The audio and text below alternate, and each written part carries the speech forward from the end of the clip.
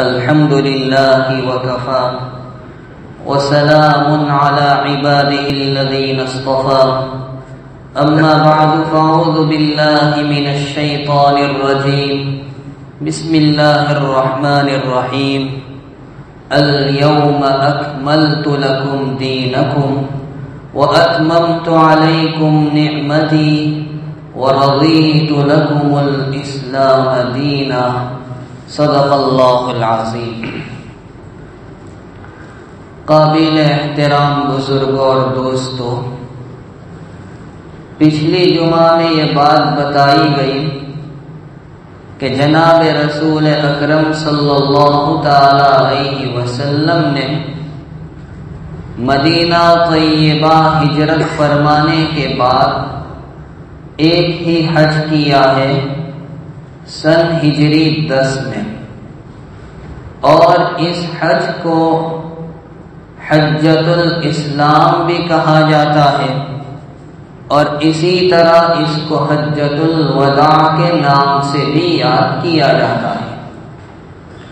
وجہ اس کی یہ ہے کہ اس سفر میں حضور علی نبینا وعلیہ الصلاۃ والسلام کی جانب سے کچھ ایسے واقعات کا ظہور ہوا جو عام طور پر دنیا سے رخصت ہونے والے کی جانب سے پیش آیا کرتے ہیں، اسی لیے اس سفر کو حجۃ الوداع کے نام سے یاد کیا جاتا ہے۔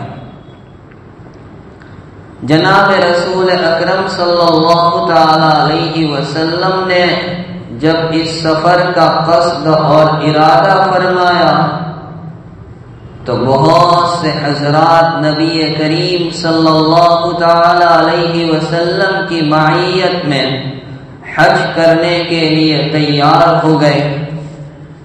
کیسے خوش نصیب بندے ہوں گے جن کو نبی علیہ الصلاۃ والسلام کی معیت میں یہ سفر نصیب ہوا۔ بہت سے ایسے بھی تھے جو شروع سفر ہی سے نبی علیہ الصلاۃ والسلام کے ساتھ تھے، بہت سے ایسے تھے جو راستے میں آپ کو ملتے گئے اور وہیں سے آپ کی رفاقت و معیت میں رہے، کچھ ایسے بھی تھے جو مکہ مکرمہ سے آپ کے ساتھ ہو لیے، کچھ مینا میں آپ کو آ کر ملے، اور کچھ ایسے بھی تھے کہ جو سیدھے میدان عرفات میں پہنچے اور وہاں نبی کریم صلی اللہ علیہ وسلم کی رفاقت و معیت انہیں نصیب ہوئی۔ اس طرح آپ کی رفاقت میں حج کرنے والوں کی تعداد کم و بیش 1,24,000 بیان کی جاتی ہے۔ نبی کریم صلی اللہ علیہ وسلم کا یہ سفر کب شروع ہوا؟ تو اس سلسلے میں علماء نے محدثین نے مختلف اقوال بیان کیے ہیں۔ یہ بات تو طے شدہ ہے کہ ذی قعدہ کا مہینہ تھا، لیکن تاریخ کے سلسلے میں 3 قول ہیں، 24، 25 اور 26۔ اور دن کون سا تھا اس سلسلے میں بھی 3 قول بیان کیے گئے، جمعرات کا دن، جمعہ کا دن اور سنیچر کا دن۔ شیخ المشائخ حضرت مولانا محمد زکریا صاحب کانہلوی رحمہ اللہ تعالی کی رائے یہ ہے کہ نبی کریم صلی اللہ تعالی علیہ وسلم کا یہ سفر 25 ذی القعدہ سنیچر کے دن شروع ہوا، اور مکہ مکرمہ میں یہ ذی قعدہ کا مہینہ 29 کا تھا۔ 2 ذی الحجہ کو جمعہ تھی، اور 1 ہفتے کے بعد یعنی 9 کو جو عرفے کا دن ہے وہ بھی جمعہ۔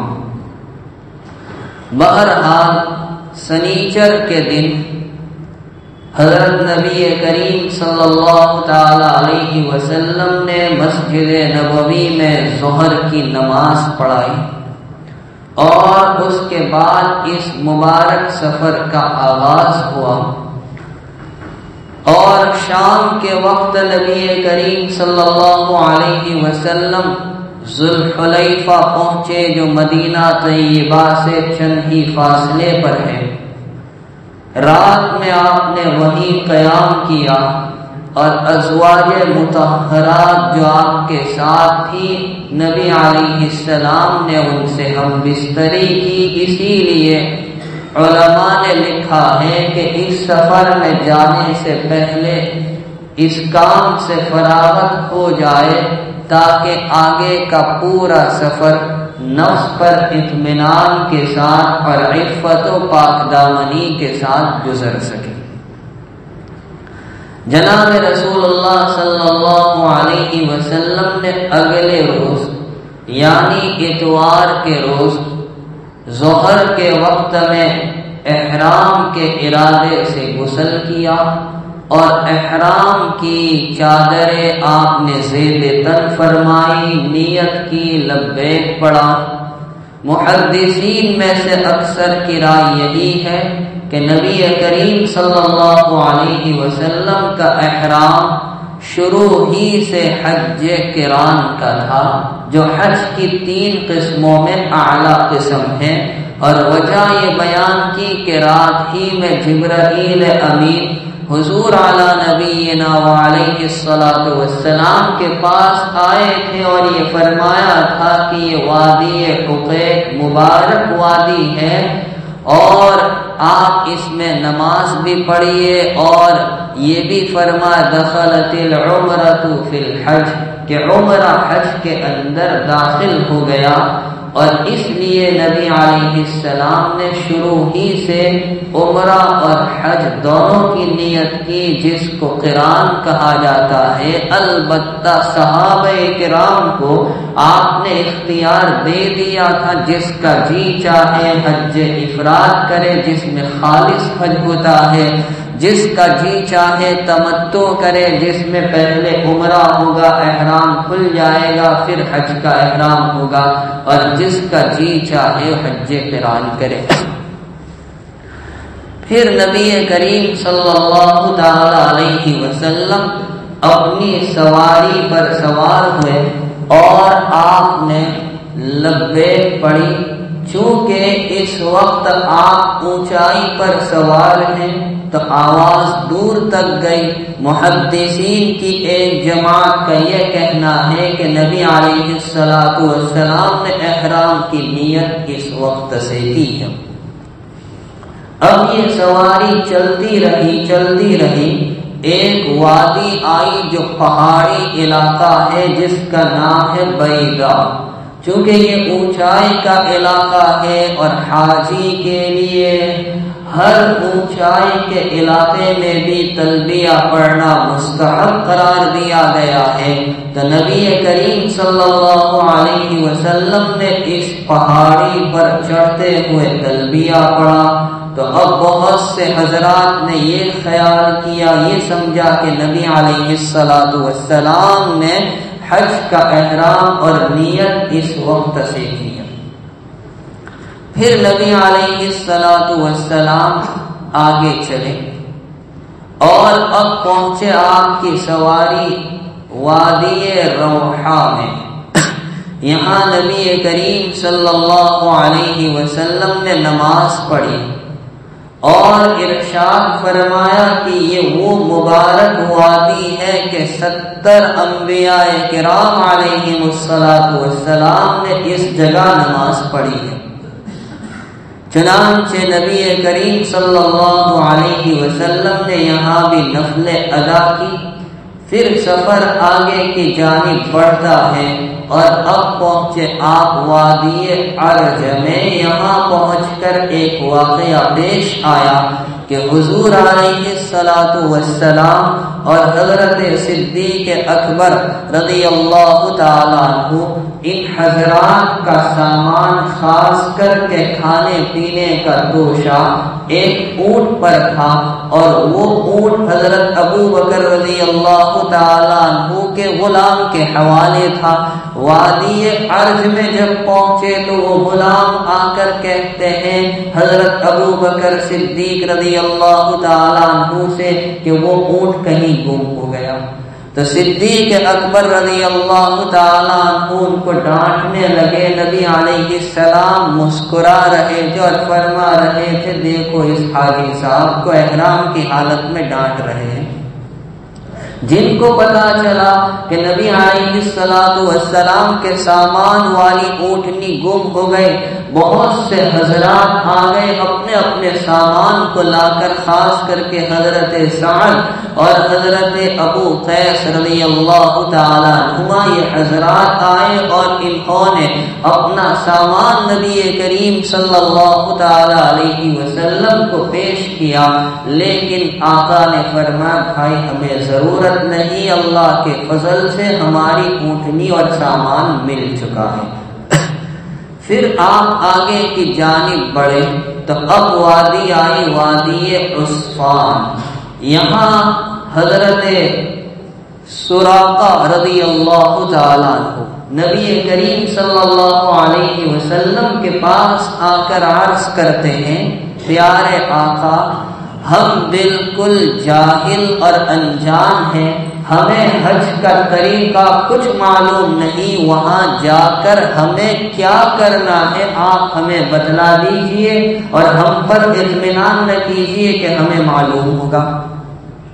چنانچہ نبی کریم صلی اللہ علیہ وسلم نے ان کو بنیادی باتیں بتلائی، پھر آپ کی سواری آگے روانہ ہوئی۔ اب آپ تشریف لائے مقام صرف میں، یہاں پہنچنے کے بعد ام المؤمنین حضرت عائشہ رضی اللہ تعالی عنہا کو حیض کا خون آنے لگا، وہ مایوس ہو گئی، رونے لگی اور کہنے لگی میرا تو حج ہی خراب ہو گیا۔ اللہ کے نبی علیہ السلام نے ان کو تسلی دی اور فرمایا یہ تو ایک عارضہ ہے، عورتوں کو عموماً اس سے گزرنا پڑتا ہے، اب آگے ان کو کیا کرنا ہے وہ احکام نبی علیہ السلام نے ان کو تسلی کے ساتھ بتلا دیے۔ پھر سواری آگے بڑھی، اب پہنچے وادی ازرق میں۔ یہاں پہنچ کر نبی علیہ السلام فرماتے ہیں میری آنکھوں کے سامنے وہ منظر ہے کہ حضرت موسیٰ علیہ السلام اس وادی سے گزر رہے تھے اس شان اور اس کیفیت کے ساتھ کہ اپنی انگلیوں کو کانوں کے اندر داخل کیا تھا اور بآواز بلند آپ لبیک پڑھتے جا رہے تھے۔ یہ منظر میری آنکھوں کے سامنے ہے۔ اور اب 3 ذی الحجہ سنیچر کی رات میں نبی کریم صلی اللہ تعالی علیہ وسلم مکہ مکرمہ سے بالکل قریب ایک وادی ہے، ایک مقام ہے ذو طوا، وہاں پہنچے۔ رات میں آپ نے وہیں قیام کیا اور اگلے دن یعنی 4 ذی الحجہ اتوار کے روز نبی کریم صلی اللہ علیہ وسلم کا یہ قافلہ مکہ مکرمہ کا رخ اختیار کرتا ہے، اور جیسے مسجد حرام پہنچتے ہیں اللہ کے نبی علیہ السلام مسجد میں داخل ہوئے اور پہلے حجر اسود کا استلام اور بوسہ لیا۔ آپ نے تحیۃ المسجد نہیں پڑھی اور اسی لیے علماء نے لکھا ہے تحیۃ المسجد کا حکم اور مسجدوں کے لیے ہے، اور مسجد حرام کے لیے حکم یہ ہے کہ وہاں ابتدا طواف سے کی جائے۔ چنانچہ نبی کریم صلی اللہ تعالی علیہ وسلم نے حجر اسود کے استلام کے بعد طواف کے ساتھ چکر لگائے، پھر دوبارہ آپ نے استلام کیا، 2 گانا طواف کی آپ نے ادا کی، پہلے رکعت میں سورۃ الکافرون اور دوسری رکعت میں سورۃ الاخلاص کی تلاوت کی، اور استلام کے بعد اب آپ نے صفا کا رخ اختیار کیا۔ صفا پہاڑی پر آئے، بیت اللہ شریف سامنے نظر آ رہا تھا، دیر تک آپ تکبیر میں، تحمید میں، لا الہ الا اللہ پڑھنے میں مصروف رہے، دعائیں کرتے رہے، اور پھر آپ نے مروہ کی جانب سعی فرمائی۔ وہاں پہنچنے کے بعد بھی آپ دیر تک تکبیر، تحمید، لا الہ الا اللہ کے کلمات پڑھتے رہے، دعاؤں میں مصروف رہے، اور اسی شان کے ساتھ آپ نے طواف سعی کے 7 چکر پورے کیے۔ نبی کریم صلی اللہ تعالی علیہ وسلم نے مقام شریف ہی میں صحابہ کرام سے خطاب کر کے فرما دیا تھا کہ جو لوگ اپنے ساتھ قربانی کے جانور نہیں لائے ہیں اور وہ تمتع وغیرہ کا ارادہ کرنا چاہتے ہیں، ان کو عمرہ کرنے کے بعد احرام کھول دینا ہے۔ تو اسی پر بہت سے حضرات نے عمل کیا، ان کا عمرہ پورا ہوا، احرام کھول دیا گیا۔ لیکن نبی کریم صلی اللہ علیہ وسلم کا تو حج قران ہے، جب تک حج کے ارکان نہیں ہو جائیں گے وہاں تک آپ کا احرام کھلنے والا نہیں۔ چنانچہ نبی علیہ السلام اسی احرام کی حالت میں رہے 4 دن، اور یہاں تک کہ 8 ذی الحجہ جمعرات کا دن آ گیا۔ چاشت کے وقت نبی کریم صلی اللہ تعالی علیہ وسلم اپنے اس قافلے کو لے کر مکہ مکرمہ سے نکلتے ہیں اور مینا کا رخ فرماتے ہیں۔ وہاں پہنچنے کے بعد نبی علیہ السلام نے 5 نمازیں پڑھی، جمعرات 8 ذی الحجہ کی ظہر، عصر، مغرب، عشاء، اور اگلے دن یعنی جمعہ 9 ذی الحجہ کی فجر۔ ایک روایت کے مطابق اسی رات میں سورہ والمرسلات نبی علیہ السلام پر نازل ہوئی، اور حضور علیہ السلام نے اپنی زندگی کی جو آخری نماز پڑھائی تھی آپ کی وفات سے 3-4 دن پہلے جمعرات کی مغرب، اس میں بھی نبی علیہ السلام نے اسی سورۃ المرسلات کی تلاوت کی تھی۔ بہرحال 8 کا دن نبی علیہ السلام نے وہی قیام کیا، اور 9 کو فجر پڑھنے کے بعد نبی کریم صلی اللہ تعالی علیہ وسلم میدان عرفات کی جانب نکلتے ہیں۔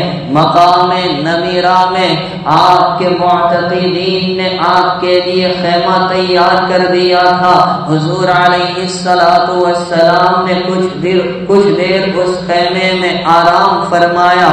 جب ظہر کا وقت ہوا تو آپ بطن عرنا جو وہاں سے قریب ہے تشریف لائے، اور آپ نے طویل خطبہ دیا، اور اس خطبے میں بہت سے احکام ارشاد فرمائے، اور کچھ ایسی باتیں بھی آپ کی جانب سے بیان کی گئی جو عموماً دنیا سے الوداع اور رخصت ہونے والے کی جانب سے کہی جاتی ہے کہ اب ہم لوگوں کا یہاں اجتماع نہیں ہو سکے گا وغیرہ۔ اور پھر حضرت بلال رضی اللہ تعالیٰ عنہ کو حکم دیا، انہوں نے اقامت کہی، اور ظہر ہی کے وقت میں نبی علیہ السلام نے ظہر اور عصر دونوں کی نماز ایک ساتھ پڑھائی، جس کو علماء کی اصطلاح میں جمع تقدیم کہا جاتا ہے۔ اور پھر نبی علیہ السلام اپنی ناقہ پر، اونٹنی پر سوار ہوئے، اور آپ جبل رحمت کے دامن میں تشریف لے آئے، اور اسی پر سوار ہو کر دیر تک آپ دعاؤں میں مصروف رہے۔ اگر کوئی آتا ہے، سوال کرتا ہے، مسئلہ دریافت کرتا ہے، اللہ کے حبیب علیہ السلام اسے جواب دیتے ہیں، پھر دعاؤں میں مصروف ہو جاتے ہیں۔ حضرت عباس رضی اللہ تعالیٰ عنہ جو نبی علیہ علیہ السلام کے چچا ہیں، ان کی اہلیہ ام فضل رضی اللہ تعالی عنہا نے ایک دودھ کا پیالہ نبی علیہ السلام کے پاس بھیجا۔ وہ دیکھنا چاہتی تھی کہ کیا آقا کا روزہ ہے، عرفے کے روزے کی فضیلت ہے، لیکن حاجی کے لیے کیا حکم ہے۔ اللہ کے نبی علیہ السلام نے وہ برتن ہاتھ میں لیا اور سب کے سامنے نوش فرما کر دکھلا دیا کہ میرا روزہ نہیں ہے۔ اور ایک صاحب جو اپنی سواری سے گر گئے اور انتقال کر گئے، نبی کریم صلی اللہ علیہ وسلم کو اطلاع کی گئی کہ فلاں صاحب اپنی سواری سے گر چکے اور ان کا انتقال ہو گیا عرفات کے میدان میں۔ اللہ کے نبی علیہ السلام فرماتے ہیں ان کو ان کے احرام ہی کی چادر میں کفن پہنا کر دفن کر دو، کل قیامت کے دن اس شان سے اٹھیں گے کہ لبیک اللہم لبیک ان کی زبان پر جاری ہوگا۔ نجد کی ایک جماعت میدان عرفات میں نبی علیہ السلام کے پاس پہنچتی ہے۔ اللہ کے نبی علیہ السلام ایک صحابی کو حکم دیتے ہیں اور فرماتے اعلان کر دو کہ حج وقوف عرفے کا نام ہے، جس نے 10 ذی الحجہ کی صبح سے پہلے ایک لمحے کے لیے بھی اس میدان میں وقوف کر لیا اس کا حج ہو چکا۔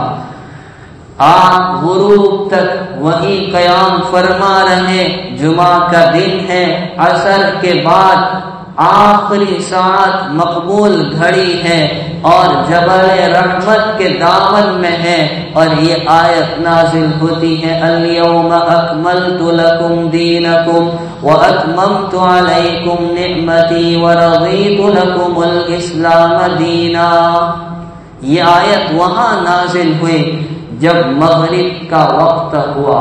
نبی کریم صلی اللہ علیہ وسلم سواری پر سوار ہوتے ہیں اور آپ نے اپنے پیچھے سوار کر لیا حضرت اسامہ ابن زید رضی اللہ تعالی عنہ کو۔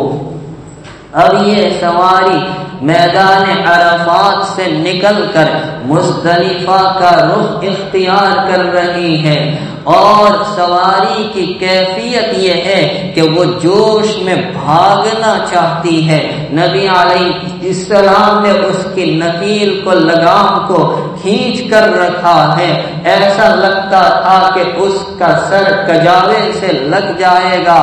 اور راستے میں ایک جگہ نبی علیہ السلام کو استنجے کا تقاضا ہوا، آپ سواری سے اترے، استنجا کیا۔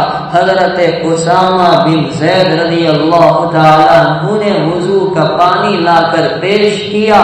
حضرت عبداللہ بن عمر رضی اللہ تعالی عنہما ان کا اتباع سنت دیکھیے کہ جب بھی اس جگہ سے گزرتے، چاہے استنجے کا تقاضا نہ ہوتا اور وضو ہوتا، تب بھی سواری سے اترتے اور اس طرح کا عمل کرتے اور کہا کرتے تھے میرے آقا نے اس مقام پر ایسا ہی کیا تھا۔ حضرت اسامہ بن زید رضی اللہ تعالی عنہ نے یاد بھی دلایا، حضور مغرب کی نماز فرمایا ابھی آگے چلیے یہاں تک کہ مزدلفہ پہنچے، تو عشاء کے وقت میں مغرب اور عشاء کی نماز ایک ساتھ پڑھائی، جن کو علماء اور فقہاء کی اصطلاح میں جمع تاخیر کہا جاتا ہے۔ رات بھر آپ نے یہی قیام کیا۔ بعض روایات میں آتا ہے کہ عورتوں اور ضعفاء کو آپ نے ہجوم اور ازدحام کی وجہ سے مینا بھیج دیا تھا اور خود اپنے اصحاب کے ساتھ یہی قیام فرما رہے۔ علماء نے مزدلفہ کی اس رات کو شب قدر سے بھی افضل بتلایا ہے۔ میدان عرفات میں ساری دعائیں قبول کر لی گئی تھی سوائے مظالم کی، وہ دعا بھی اللہ نے مزدلفہ کے میدان میں وادی میں قبول کر لی۔ جب اگلا دن ہوا 10 ذی الحجہ کی صبح اور وقوف کا وقت گزر گیا، اول وقت میں آپ نے فجر کی نماز پڑھائی، اور نماز پڑھانے کے بعد اب آپ مینا کی جانب روانہ ہوتے ہیں، سواری پر سوار ہوئے۔ اب حال یہ ہے کہ وہ اسامہ بن زید جو آپ کے ساتھ عرفات سے نکلنے کے وقت سواری پر تھے، اب وہ پیدل چل رہے ہیں، اور فضل بن عباس جو نبی علیہ السلام کے چچا زاد بھائی ہیں، وہ حضور علیہ السلام کے ساتھ سواری پر پیچھے بیٹھے ہیں، ردیف بنے ہیں۔ راستے میں ایک مقام سے حضرت فضل ہی نے نبی علیہ السلام کے لیے بھی اور اپنے لیے بھی کنکریاں منتخب کر لی تاکہ رمی میں آسانی ہو، اور ایک جوان عورت حج بدل کا مسئلہ پوچھنے کے لیے آ گئی۔ اتفاق سے حضرت فضل کی نظر اس پر پڑ گئی، نبی علیہ السلام نے ان کے چہرے کو پھیرا اور فرمایا، اے فضل، آج تو وہ دن ہے کہ آج کے دن اگر کسی نے اپنی نگاہ کی، اپنے کان کی اور اپنے زبان کی حفاظت کر لی، اللہ نے اس کی مغفرت فرما دی۔ اور اب یہ سواری مینا کی جانب روانہ ہوتی ہے۔ راستے میں ایک وادی آئی، محصر، یہی وہ جگہ ہے جہاں رب العالمین نے ابرہا کے لشکر کو ہلاک کیا تھا، چونکہ یہ عذاب کی جگہ ہے۔ مینا میں یہاں بھی خیمے بنے ہوئے نہیں، یہ سارے مینا میں خیمے ہیں، لیکن محصر کے علاقے میں نہیں۔ نبی علیہ السلام نے اپنی سواری کی رفتار کو بڑھا دیا، نظریں جھکا لی، اور اب آپ پہنچے مینا تشریف لانے کے بعد آپ نے پہلے جمرۃ العقبہ کی، جس کو ہم لوگ بڑا شیطان کہتے ہیں، اس کی رمی کی، اور رمی سے فراغت کے بعد نبی کریم صلی اللہ تعالی علیہ وسلم نے قربانی کی، 100 اونٹوں کی قربانی آپ نے کی ہے اپنی جانب سے، امت کی جانب سے، جن میں سے 63 اونٹ نبی علیہ السلام نے اپنے ہاتھوں سے نحر کیے، اور عالم یہ تھا کہ وہ دوڑ دوڑ کر آ رہے تھے، گویا نبی علیہ السلام کے ہاتھوں سے نحر ہونے کو اپنی سعادت سمجھ رہے تھے۔ باقی 37 آپ کی نیابت میں حضرت علی رضی اللہ تعالیٰ عنہ نے نحر کیے، ازواج مطہرات جو ساتھ میں ہیں ان کی جانب سے نبی علیہ السلام نے ایک گائے کی قربانی کی ہے۔ اس طرح سے آپ نے قربانی کا عمل کیا، اور ہر جانور جو نحر کیا اس میں سے تھوڑا تھوڑا گوشت لیا گیا، ایک برتن میں اس کو پکایا گیا، کچھ بوٹی آپ نے تناول فرمائی، کچھ شوربہ آپ نے نوش فرمایا۔ اس کے بعد نبی علیہ السلام نے ایک صحابی، بعض روایات میں 2 ہے، ایک کا نام حضرت معمر، ایک کا نام حضرت خراش، ان کو بلایا اور نبی علیہ السلام نے حلق کروایا، ناخن تراشے، اور اپنے یہ مبارک بال اور ناخن کو اپنے اصحاب کے درمیان تقسیم فرما دیا۔ تو اس طرح رمی ہوئی، قربانی ہوئی، حلق ہوئی۔ اب چونکہ یہ پہلا موقع تھا، بہت سے حضرات سے ترتیب میں گڑبڑی ہوئی، کوئی آ کر کہتا ہے میں نے یہ کام پہلے کر دیا، میں نے یہ کام بعد میں کیا، نبی علیہ السلام ان کو اجازت دے دیتے، کوئی بات نہیں، کوئی حرج نہیں۔ اب جو اہم کام ہے وہ طواف زیارت، جو حج کا فرض ہے۔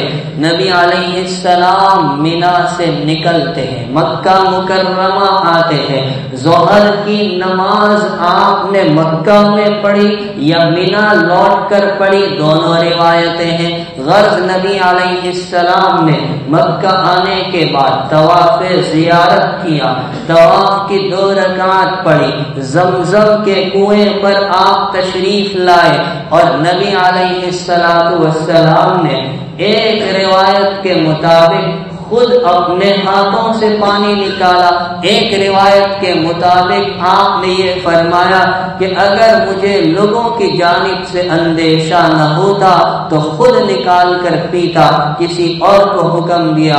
انہوں نے پانی نکال کر آپ کو پیش کیا، آپ نے سیراب ہو کر زمزم کا پانی نوش فرمایا اور کھڑے ہو کر پیا یا بیٹھ کر پیا، اس سلسلے میں بھی دونوں روایتیں پیش کی گئی ہے۔ اس کے بعد نبی علیہ السلام نے سعی کی یا نہیں کی؟ حنفیہ کا مذہب تو یہ ہے کہ نبی کریم علیہ السلام کا یہ حج قران تھا۔ پہلے جو سعی ہوئی تھی وہ عمرے کی سعی تھی، اس لیے اس موقع پر آپ نے سعی کی، وہ حج کی سعی ہے۔ اور پھر آپ مینا تشریف لے آئے۔ یہ بھی بیان کیا گیا ہے کہ مینا کی رات میں نبی علیہ السلام کسی کو لے کر مکہ آتے ہیں، طواف کرتے ہیں اور پھر رات ہی میں مینا کی جانب لوٹ جاتے ہیں۔ اور اسی سفر میں نبی علیہ السلام پر سورہ نصر اذا جاء نصر اللہ نازل ہوئی، جس میں نبی علیہ السلام کی وفات اور دنیا سے الوداعی کا پیغام اشارتاً بتلایا گیا۔ اور اسی لیے اس سفر سے واپسی کے بعد آپ نے تسبیح اور استغفار میں اضافہ فرما دیا۔ 13 ذی الحجہ منگل کے دن تینوں جمرات کی رمی سے فراغت کے بعد نبی علیہ السلام اب مکہ مکرمہ کی جانب رخ فرماتے ہیں۔ ایک مقام ہے جس کو محصب یا خیف بنی کنانہ کہا جاتا ہے۔ یہ وہ تاریخی مقام ہے جہاں کسی زمانے میں قریش نے اور مشرکین مکہ نے مل کر نبی علیہ السلام کے خاندان کے خلاف یہ معاہدہ کیا تھا کہ ان سے کسی طرح کے تعلق نہ رکھے جائے۔ وہ معاہدہ جس جگہ ہوا وہاں ایک غلام نبی علیہ السلام کے جن کا نام ابو رافع تھا، ایک خیمہ آپ کے لیے قائم کر دیا۔ آپ نے وہیں قیام کیا اور رات میں نبی علیہ السلام نے مکہ جا کر طواف وداع فرمایا اور حضرت عبد الرحمن جو حضرت ابو بکر کے صاحبزادے ہیں ان سے فرمایا کہ اپنی بہن حضرت عائشہ کو تنعیم جہاں مسجد عائشہ بنی ہے وہاں سے عمرہ کرا لو۔ اور اگلے دن مکہ مکرمہ کی مسجد میں فجر کی نماز نبی علیہ السلام نے پڑھائی، سورہ والطور کی تلاوت کی اور پھر واپس آپ مدینہ کی جانب رخ کرتے ہیں۔ 18 ذی الحجہ جو اتوار کا دن ہے، مقام غدیر خم پر آپ علیہ السلام نے ایک خطبہ دیا جس میں حضرت علی رضی اللہ تعالیٰ عنہ کے کچھ مناقب اور فضائل بیان کیے۔ شیعوں کو دھوکہ ہو گیا۔ حضرت علی خود فرمایا کرتے تھے کہ ایک جماعت جنہوں نے محبت میں غلو کیا وہ شیعہ اور روافض ہے، ایک جماعت جنہوں نے عداوت اور دشمنی میں غلو کیا وہ خوارج ہے۔ کسی نے خوب کہا ہے ایک ہی لفظ سے ہے دونوں فرقوں کا خروج، خائے خر سے خارجی، رائے خر سے رافضی۔ خر گدھے کو کہتے اس کی خا سے خارجی اور اس کی راہ سے۔ بہرحال نبی علیہ السلام اب مدینہ کا رخ کرتے ہیں۔ جس طرح مدینہ سے نکلے تھے رات میں ذوالحلیفہ میں قیام کیا، جب لوٹ رہے ہیں رات میں ذوالحلیفہ میں قیام کیا۔ اگلے دن آقا مدینہ طیبہ میں اس شان کے ساتھ داخل ہو رہے ہیں۔ زبان پر یہ الفاظ ہیں آئبون تائبون عابدون لربنا حامدون۔ تو یہ حجۃ الوداع کا مختصر قصہ اور داستان ہے۔ اللہ رب العالمین ہم تمام کو بھی نبی کریم صلی اللہ علیہ وسلم کے بتلائے ہوئے طرز پر حج کی توفیق اور سعادت نصیب فرمائے۔ آمین۔ وآخر دعوانا الحمد للہ رب العالمین۔